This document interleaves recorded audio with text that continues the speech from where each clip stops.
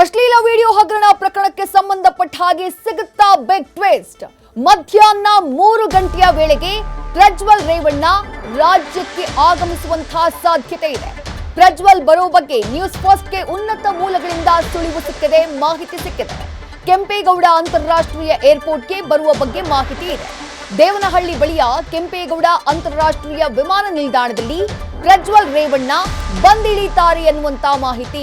April 26ನೇ ತಾರೀಕು ಚುನಾವಣೆ ಮುಗಿತಾ ಇದ್ದ ಹಾಗೆ, ಅಶ್ಲೀಲ ವಿಡಿಯೋಗಳು ವೈರಲ್ ಆಗ್ತಾ ಇದ್ದ ಹಾಗೆ ಪ್ರಜ್ವಲ್ ರೇವಣ್ಣ ವಿದೇಶಕ್ಕೆ ಹಾರ್ಬಿಟ್ಟಿದ್ರು, ಜರ್ಮನಿಯ ಫ್ರಾಂಕ್ಫರ್ಟ್ಗೆ ತೆರಳಿದ್ರು ಅನ್ನುವಂತ ಮಾಹಿತಿ ಲಭ್ಯವಾಗಿತ್ತು. ಹಾಗಾಗಿ ಪ್ರಜ್ವಲ್ ರೇವಣ್ಣ ಅವರನ್ನ ವಾಪಸ್ ಕರೆತರುವುದಕ್ಕೆ ಎಲ್ಲಾ ರೀತಿಯಾದಂತಹ ಕಾನೂನಾತ್ಮಕ ಪ್ರಕ್ರಿಯೆಗಳಲ್ಲಿ ರಾಜ್ಯ ಸರ್ಕಾರ ಕೂಡ ತೊಡಗಿಕೊಂಡಿದೆ. ಪ್ರಜ್ವಲ್ ರೇವಣ್ಣ ವಿರುದ್ಧ ಈಗಾಗಲೇ 3 ಲೈಂಗಿಕ ದೌರ್ಜನ್ಯ ಹಾಗೆ ಅತ್ಯಾಚಾರಕ್ಕೆ ಸಂಬಂಧಪಟ್ಟಂತಹ ಕೇಸ್ಗಳು ದಾಖಲಾಗ್ತಾ ಇವೆ. 10 ಹಲವು ಸಂತ್ರಸ್ತೆಯರು ಈಗಾಗಲೇ ಬಂದು ತಮ್ಮ ಹೇಳಿಕೆಯನ್ನ ದಾಖಲು ಮಾಡಿದ್ದಾರೆ. ಹಾಗಾಗಿ ಪ್ರಕರಣಕ್ಕೆ ಸಂಬಂಧಪಟ್ಟ ಹಾಗೆ ಪ್ರಜ್ವಲ್ ರೇವಣ್ಣ ಬಂಧನ ಯಾವಾಗ ಅನ್ನುವಂಥ ಪ್ರಶ್ನೆ ಇತ್ತು. ಅದಕ್ಕೆ ಸಂಬಂಧಪಟ್ಟ ಹಾಗೆ ಮಹತ್ವದ ಮಾಹಿತಿ ನ್ಯೂಸ್ ಫಸ್ಟ್ಗೆ ಲಭ್ಯವಾಗ್ತಾ ಇರೋದು ಕೆಲವೇ ಕ್ಷಣಗಳಲ್ಲಿ. ಅಂದ್ರೆ 3 ಗಂಟೆಯ ವೇಳೆಗೆ ಕೆಂಪೇಗೌಡ ಇಂಟರ್ನ್ಯಾಷನಲ್ ಏರ್ಪೋರ್ಟ್ಗೆ ಪ್ರಜ್ವಲ್ ರೇವಣ್ಣ ಬಂದಿಳಿತಾರೆ ಅನ್ನುವಂಥ ಮಾಹಿತಿ ಲಭ್ಯವಾಗ್ತಾ ಇರೋದು. ಮತ್ತಷ್ಟು ಡೀಟೇಲ್ಸ್ ನಮ್ಮ ಪ್ರತಿನಿಧಿ ಸುರೇಶ್ ನೀಡ್ತಾ ಹೋಗ್ತಾರೆ. ಸುರೇಶ್, ಸಾಕಷ್ಟು ಕುತೂಹಲ ಇದೆ, ದೊಡ್ಡ ಮಟ್ಟದ ಆಗ್ರಹ ಇದೆ ಪ್ರಜ್ವಲ್ ರೇವಣ್ಣ ಅವರ ಬಂಧನಕ್ಕೆ. ಯಾವಾಗ ಬರ್ತಾರೆ ಅನ್ನುವಂಥದ್ದೇ ಪ್ರಶ್ನೆಯಾಗಿತ್ತು. ಈಗ ತಮಗ್ ಸಿಕ್ಕಿರೋ ಮಾಹಿತಿ ಮಧ್ಯಾಹ್ನ 3 ಗಂಟೆಗೆ ಅಂತ ಹೇಳಿ. ಪ್ಯಾಸೆಂಜರ್ ಲಿಸ್ಟ್ ನಲ್ಲಿ ಅವರ ಹೆಸರಿದ್ಯಾ, ಯಾವ ಫ್ಲೈಟ್ ನಲ್ಲಿ ಅವ್ರು ಬರ್ತಿದ್ದಾರೆ ಅನ್ನುವಂತ ಮಾಹಿತಿ ತಮಗ್ ಸಿಗ್ತಾ ಇರೋದು ಸುರೇಶ್? ಕಂಠ ವಿಜಯ ಏನಂತಂದ್ರೆ, ಪ್ರಜ್ವಲ್ ರೇವಣ್ಣ ಆಗ್ ಬರ್ತಾರೆ ಈಗ ಬರುತ್ತೆ ಅನ್ನೋ ಸರಿ ಸುಮಾರು 4-5 ದಿನಗಳಿಂದ ಕೆಂಪೇಗೌಡ ಹತ್ರ ಅಂತಾರಾಷ್ಟ್ರೀಯ ವಿಮಾನದಲ್ಲಿ ಬರ್ತಾರೆ ಅಂತ ಹೇಳಿ ಸುಳಿವುಗಳು ಇತ್ತು. ಆದ್ರೆ ಇದುವರೆಗೂ ಬಂದಿರ್ಲಿಲ್ಲ. ಆದ್ರೆ ಇವತ್ತು ಒಂದು 3 ಗಂಟೆಯಿಂದ 4 ಗಂಟೆ ಸುಮಾರಿನಲ್ಲಿ ಬರುವ ಸಾಧ್ಯತೆ ಬಗ್ಗೆ ಒಂದು ಸುಳಿವು ಸಿಕ್ಕಿದೆ. ಈತ ಒಂದು ಜರ್ಮನಿಯಿಂದ ಬರುವ ಸಾಧ್ಯತೆಗಳ ಬಗ್ಗೆ ಮಾಹಿತಿ ಲಭ್ಯ ಆಗಿರೋದು. ಇದನ್ನ ಈಗಾಗಲೇ ಏನೋ ಅಧಿಕಾರಿಗಳು, SIT ಅಧಿಕಾರಿಗಳಿರ್ಬೋದು ಅಥವಾ ಗುಪ್ತಚರ ಮಾಹಿತಿ ಇಲಾಖೆ ಅಧಿಕಾರಿಗಳು ಈಗಾಗಲೇ ಮಾಹಿತಿ ಕಲೆ ಆಗ್ತಾ ಇರ್ತಕ್ಕಂಥದ್ದು.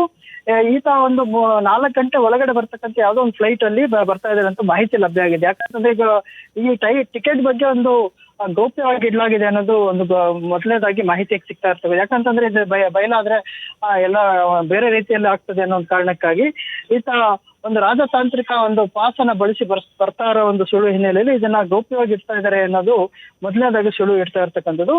ಏನು ಕಳೆದ 4-5 ದಿನಗಳಿಂದ ಈತ ಬರೋದಕ್ಕಾಗಿ ಅಧಿಕಾರಿಗಳು ಕೆಂಪೇಗೌಡ ಅಂತಾರಾಷ್ಟ್ರೀಯ ವಿಮಾನ ನಿಲ್ದಾಣದಲ್ಲಿ ಕಾದು ಕುಳಿತಿರ್ತಕ್ಕಂಥದ್ದು. ಇವತ್ತು ಕೂಡ ಆತ ಬರ್ತಾರೆ ಅನ್ನೋ ಮಾಹಿತಿ ಲಭ್ಯ ಆಗಿರೋದ್ರಿಂದ ಕೂಡ SIT ಅಧಿಕಾರಿಗಳು ಅಂತಾರಾಷ್ಟ್ರೀಯ ವಿಮಾನ ನಿಲ್ದಾಣ ಒಳಗಡೆ ಆತನನ್ನ ಬಂಧಿಸೋದಕ್ಕೆ ಎಲ್ಲಾ ರೀತಿ ಪ್ರಕ್ರಿಯೆಗಳು ಕೂಡ ಸಿದ್ಧತೆಗಳು ಕೂಡ ಈಗ ಮಾಡ್ಕೊಂಡಿರ್ತಕ್ಕಂಥದ್ದು ಇದೆಯಾ ಸುರೇಶ್? ಈಗ ಯಾವ ಫ್ಲೈಟ್ ನಲ್ಲಿ ಬರ್ತಿದ್ದಾರೆ ಅನ್ನೋದ್ರ ಬಗ್ಗೆ ಇನ್ನೂ ಕೂಡ ನಿಖರ ಮಾಹಿತಿ ಲಭ್ಯ ಆಗಿಲ್ಲ. ಬಟ್ SIT ಟೀಮ್ ನ ಎಷ್ಟು ಜನ SIT ಅಧಿಕಾರಿಗಳು ಏರ್ಪೋರ್ಟ್ ನಲ್ಲಿ ಅವ್ರಿಗೋಸ್ಕರ ವೆಯ್ಟ್ ಮಾಡ್ತಿದ್ದಾರೆ ಅಂತ ಹೇಳಿ? ಈಗ ನಮಗ್ ಬಂದಿರೋ ಮಾಹಿತಿ ಪ್ರಕಾರ ಒಂದು 5ರಿಂದ 8 ಜನ ಇದ್ದಾರೆ ಅಂತ ಈಗ ಒಂದು ಸುಳ್ಳು ಸಿಕ್ಕಿರೋದು. ಯಾಕಂದ್ರೆ SIT ಅಧಿಕಾರಿಗಳು ಯಾವ್ದೇ ಡ್ರೆಸ್ ಕೋಡ್ ಇರೋದಿಲ್ಲ. ಅವರು ಒಂದು ಮಫ್ತಿ ಮಾದರಿಯಲ್ಲಿ ಬಂದಿರ್ತಾರೆ. ಅವ್ರ ಡ್ರೆಸ್ ಕೋಡ್ ಇಲ್ದೇ ಇರೋದ್ರಿಂದ ನಿಖರವಾಗಿ ಅವ್ರ ಸಂಖ್ಯೆ ಹೇಳಕ್ಕಾಗ್ತಿಲ್ಲ. 6ರಿಂದ 8 ಜನ ಅಂತ ಒಂದು ಹೇಳ್ತಾ ಇರ್ತಕ್ಕಂಥದ್ದು. ಈಗ ಅವ್ರ ಒಳಗಡೆ ಏನು ಪ್ರಕ್ರಿಯೆ ನಡೆಯುತ್ತೆ, ಚೆಕಿಂಗ್ ಪಾಯಿಂಟ್ ಇರುತ್ತೆ. ಚೆಕಿಂಗ್ ಪಾಯಿಂಟ್ ಅಲ್ಲಿ ಪ್ರಕ್ರಿಯೆ ನಡೆಯೋ ಸಂದರ್ಭದಲ್ಲಿ ಆತ ಬಂದ್ರೆ ಆ ಚೆಕಿಂಗ್ ಪಾಯಿಂಟ್ ಇಂದಾನೆ ಆತನನ್ನ ವಶಕ್ಕೆ ಪಡೆದು ಆತನನ್ನ ಕರೆದೊಯ್ಯುವ ಪ್ರಕ್ರಿಯೆ ಕೂಡ ನಡೀತದೆ. ಹೀಗಾಗಿ ಅವರು ಯಾವುದೇ ಕಾರಣಕ್ಕೂ ಅವ್ರ ಡ್ರೆಸ್ ಕೋಡ್ ಹಾಕದೆ ಅವರನ್ನ ನೋಡಿದ ತಕ್ಷಣ ಅವ್ರು ಹಂಗೆ ಹ್ಯಾಂಡ್ ಓವರ್ ಮಾಡ್ತಾ ಹಂಗೆ ಕರ್ಕೊಂಡು ಹೋಗ್ತಾರೆ. ಇದು ನಡೀತಕ್ಕಂತ ಪ್ರಕ್ರಿಯೆ ಇದೆ. ಇದು ಅಂದ್ರೆ ಬರ್ತಿದ್ದ ಹಾಗೆ ಅರೆಸ್ಟ್ ಮಾಡೋದಕ್ಕೆ SIT team Kempegowda international airport ನಲ್ಲಿ ಸಿದ್ಧವಾಗಿದೆ ಅಂತಾಯ್ತು. ಥ್ಯಾಂಕ್ ಯು ಸುರೇಶ್ ತಮ್ಮೆಲ್ಲ ಡೀಟೇಲ್ಸ್ಗೆ. ನ್ಯೂಸ್ ಫಸ್ಟ್ ನಿರ್ಭೀತಿಯಿಂದ ನಿಮ್ಮ ಪರವಾಗಿ.